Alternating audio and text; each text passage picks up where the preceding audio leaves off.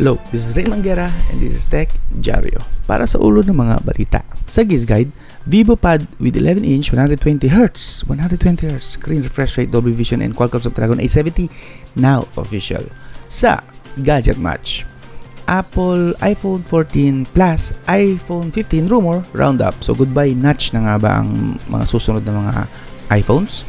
And finally, sa NoiPigX, Chinese hackers use VLC Media Player for cyber attack. So, sa mga gumagamit ng VLC Media Player, kagaya ko, na-shock din ako dito. I think you should watch this.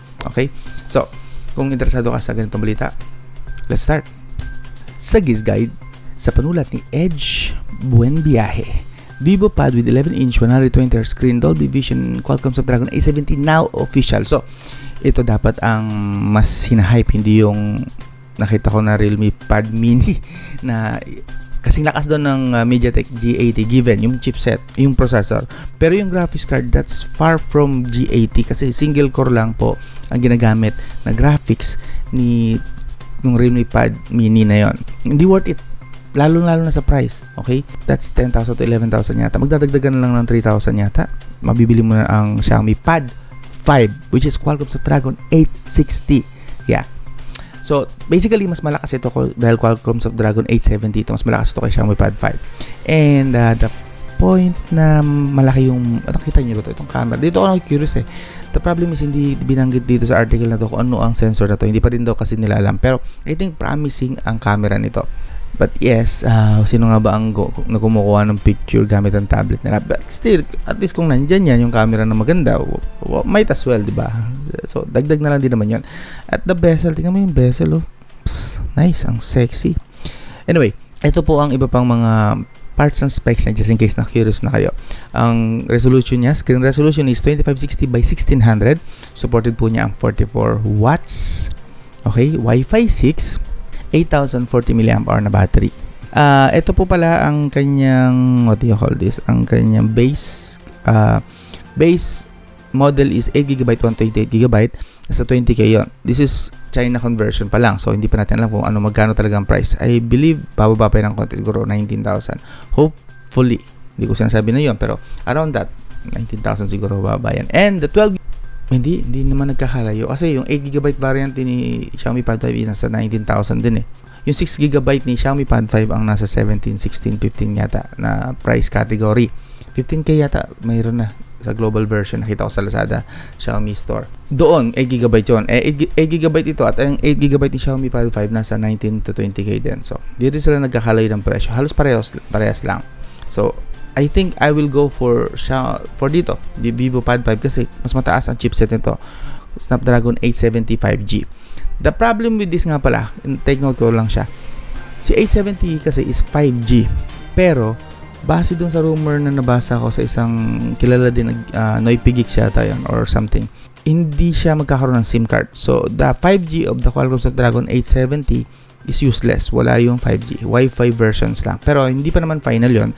Yun lang ang narinig ko na rumor, nabasa ko na rumor. So, hopefully magkaroon siya ng with SIM card version. Anyway, kung interesado ka sa balitang ito, iwan ko yung link para mabasa mo ng buo. Alright? Lipat tayo sa pangalawang balita. Sa Gadget Match, iPhone 14 Plus, iPhone 15 rumors, roundup. So, lahat ng mga rumors about iPhone, dito yon. Ipapasada na natin at least. Okay? So, nakita nyo naman dito sa picture na to, tatanggalin na nila yung notch, magkakaroon na ng punch holes. Pero, napakaraming punch hole nito. Actually, ito dalawa ito ng punch hole ito na pinagsama na nila. And this one, siguro ito yung main camera. In fairness, cute tingnan. Ako nakikita na ako sa design niya kahit na ganyan siya. Yung nga lang medyo may pagka-weird. Ang Apple talaga weird. Okay, out with the mini, in with the max. So, wala na daw yung mga mini. Tama ba? So, gaganda ng iPhone. So, just in case na hindi ko kayo aware, bumili pala ako ng iPhone XR or 10R. And actually, nireview ko ito. Just in case na curious kayo, balak nyo bumili ng second hand na mga iPhones with 89% battery lang. Sulit kaya yung mga yan. Meron po akong video nun sa kabilang channel, sa main channel. Iwan ko yung link sa video description just in case na curious kayo mapanood yun. Kung balak nyo lang bumili ng mga iPhones na mababa na or 89% na yung battery health. Alright? Instead, Apple is taking different route and will instead create bigger version. So, iPhone, itong darating ng mga iPhone 14s, mga malalaki ng sizes. Wow. And by sizes, 6.6 ang pinakamaliit nila. Maliit pa rin yun actually para sa akin. iPhone 14 Pro, 6.06. iPhone 14 Max is 6.68. So, almost 6.7. Yes, malaki nga ito. And the Pro Max, ganoon din. Wow. Ang ganda ng specs Ito yung mababa sa battery, alam ko eh. So, under display Face ID, Touch ID. Talaga ba? Magkakaroon na ng under display Touch ID? Promising. Sana nga totoo, no? Pero these are rumors, hindi pa to final. And dito naman sa punch hole, nakikita nyo, rumors pa lang to pero possible kasi typically pag mga ganitong rumors, nagkakatotoo naman eh. Nakikita ko sa kanya and unique. Hindi mo isipin na Android yan kasi si iPhone lang nakaisip ng ganyang design. So, I like it. Pero, malalaman natin kung yan nga talaga mangyayari sa final version. Alright? Ito pa, mga itsura niya. Kayo, sa tingin nyo, nagagandahan ba kayo o napapangitan kayo? Ako sinasabi ko lang naman yung point of view ko pero baka napapangitan kayo. Sabihin nyo lang din sa comment section. Okay lang naman. Pag-usapan natin yan. Siyempre, kanya-kanya naman tayo ng taste. Way bigger and better cameras. So, I think ito na yung sasabi nila. Ito, sinasabi na 48 megapixel na. So, typically, kung napapansin nyo, nasa 12 megapixel lang yata ang average, ang typical na rear camera ni iPhones. Kung di ko nagkakamali. Tama ba? So, masyadong fan ng iPhone so hindi ko bisado sila. Pero, last I check, alam ko 12 megapixel ang mga smartphone. So, this time, sa iPhone 14, akit na silang 48 megapixel. Wow. Big jump ito Congrats Apple kahit na late na kayo sa pataasan ng megapixel. Pero, Apple naman is, kahit naman 12 megapixel gaya nito, solid naman. Solid yung camera nila. So, pag umakit sila ng 48 megapixel, ako di hamak sigurado. Yeah. Lipat tayo sa susunod na rumors. Better internals for the Pro model. So, better internals, ang ibig sabihin nila dito is Bionic A15, yun yung chipset po ni Apple. Mas malakas daw ito sa di hamak. Malaki ang difference kay Snapdragon 8 Gen 1. So, as expected. At ito na rin daw ang smallest with 3 to 4 nanometer. Wow. So, battery efficient na nga. Halimaw pa sa performance. Yan, a 4 nanometer process. Tapos, due to a chip shortage, it is also reported that only iPhone 14 and 14 Pro Max models will come with newer A16 Bionic. Wow, okay. And kaya daw hanggang 1TB internal storage plus support for 6GB RAM. So, lumagpas na sila ngayon sa 4GB RAM. Wow Pero anyway, iba, nangaasar lang ako rito pero as with my experience sa Apple, sa iPhones, mukhang kahit naman 3GB nga lang RAM nila, okay na okay. So, umakyat pa sila ngayon ng 6GB. Solid na yan. At sigurado mas magiging solid ang performance nila. Iba po kasi ang platform at iba ang software na ginagamit ni iPhone. So, hindi nila kailangan ng mataas na RAM. Actually, yung video ako niya. Siguro iwan ko lang sa video description just in case na gusto nyo unawain ang difference ng RAM ng iPhone at saka ng Android. Okay? Basta panoorin nyo po sa video description. Iwan ko. Just in case na curious lang kayo kung anong difference ng RAM nila. So, a blast from the past, ganun pa rin naman, magiging flat pa rin yung edge. Actually, ito lang yata ang pinaka-ayaw ko sa mga iPhones. Masyadong flat yung edge. Maganda siyang tingnan, sarap siyang hawakan, pero hindi siya good for gaming. Yung ganyang shape, masakit po sa kamay. Nakapag-test na po ako niyan. Bumabaon po sa balat yung kanto. Siyempre, lalo pag nanggigigil ka habang nag-gaming. Hindi maiwasan yun. Kung kagaya ko kayo na nanggigigil pag nag-gaming or pag nagpapanik, masakit po sa kamay yan. Pero overall, kung pang social media lang, hindi naman siguro ganun kayo ma-apekto. Pero, pwede naman lagyan ng jelly case para maging soft yung corners niya. Pero yun nga, ito lang yung pinaka hindi ko nagustuhan. Magandang tingnan, yes, pero ergonomically hindi siya ganun ka goods para sa akin. So, titanium frames, ang ganda. So, mawawala na yung glass dito. Magiging flat na lang siya. Pansin nyo, wala na yung, parang glass na square sa camera. Wala na yun. So, mas malinis tingnan, I think. Kung ganyan nga mangyayari. Ganda. Yeah, wala na nga Pansin nyo, wala na yung parang square na glass dito na pumapalibot sa camera. And I think mas better nga ito compared sa dati. Portless iPhone. Ito. So, mawawala na ng port. Wala na siyang charging port. Magiging wireless na lang. So, in a way, goods naman siguro yan. Kaso nga lang, I don't know if it's really good or bad. Pero sa tingin nyo, goods ba na portless? Wala nang port? I think, in general term, maganda na wala ng mga port. Kasi unang-una siguro for waterproofing. Pangalawa is, typically dun kasi, may mga users kasi na dun nasisira ang mga smartphones nila. Hindi kasi sila marunong gumamit. Pagsasaksak lang, uuga pa ng kaliwa at kanan or baba at taas. Dapat hihilahin mo lang yon.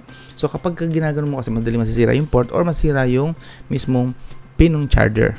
I think good in a way, pero I'm not sure, medyo hati siguro ako rito. Pag-isipan ko bakit. Hindi ko maalala kung bakit ayoko ng ganito na walang port. And since wala rin daw butas, malamang puro wireless headset lang din pwedeng gamitin. Pero tingnan nyo, look at the notch dito na manipis. So dun sa kabila, dun sa unang picture na pinakita ko sa inyo, yun ay punch hole. Dito naman, sobrang nipis na notch. Alin na mas gusto nyo? Tingin ko mas trip ko yung punch hole. And fold. Magkakaroon na ng folded iPhone. I'm not sure kung viable na yung ganyan. Paano natitiklop nakikita nyo ba? Wala siyang tiklupan dito. So naka-letter. Anyway, this is funny. Oh, ito possible to. Ito maganda to. Gusto ko to, pero ganito na foldable ng phone, hindi ako masyadong fan baka fan kayo, so sabihin nyo na lang sa comment section. Pero mas gusto ko yung ganito, yung malalaking screen. I really prefer malalaking screen. So iPhone SE 3 babalik, nice, okay lang din. So yun yung mga dapat yung abangan in case na Apple fan kayo. Yan yung mga rumors pa, hindi pa po finalize yan, pero possible dyan. Siguro mga 80% yan magkakatotoo sa mga pinagbabanggit natin. Anyway, kung interesado kayo, mahaba yung article, sinamari ko na lang. Sobrang haba ng article talaga. I think mga 10 minutes read yan. Iwan ko na lang sa video description yung link para mabasa nyo. And finally, sa Noipy Geeks, sa panulat ni Andruel Encarnacion, Chinese hackers use VLC media player for cyber attacks. So, VLC is commonly pinakaginagamit talaga ng karamihan ng mga users. Hindi lahat, I'm sure, pero karamihan ng mga users. Kasi unang-una, kaya niyang basahin kahit anong media pa yan. Okay? Parang universal na siya. Ano bang video format ang hindi niya kayang basahin? Kaya niya lahat yan. And even sa Android, pag ang Android mo luman-luma, hindi niya kayang basahin yung mga bagong versions ng mga codec or bagong format ng video, bagong MP4, hindi niya kayang basahin. Pag nalagyan mo ng VLC player yung Android mo, kaya niya nang basahin yun, mapiplay na niya yun. Medyo may hirapan pero mapiplay na. So, medyo concerning ito para sa akin kasi VLC user din ako. So, ginamit nga daw ito para pang-hack ng mga company. So, hackers with ties to Chinese government, I assume na mga tuta ng Chinese, have been exposed to being involved in a potentially months-long espionage campaign that has targeted various entities and governments across the globe. So basically, ang tinatarget lang naman pala dito is mga may kinalaman sa government. Ganon.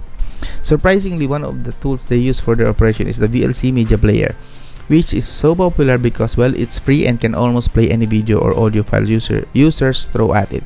So, ang ginamit kasi nila dito para ma-access yung VLC is sila ng DLL file. Yun yung babasahin ni VLC since kayang basahin yun ni VLC. And since VLC yung nagpapatakbo ng malware na yon, doon nila pinapatakbo, hindi siya ma-detect ng antivirus kasi si VLC is hindi naman talaga malware. So, hopefully, makagawa ng patch si VLC at saka si Windows na rin. I think this is, ang affected naman dito mostly mga Windows users. Hindi siya affected sa Android.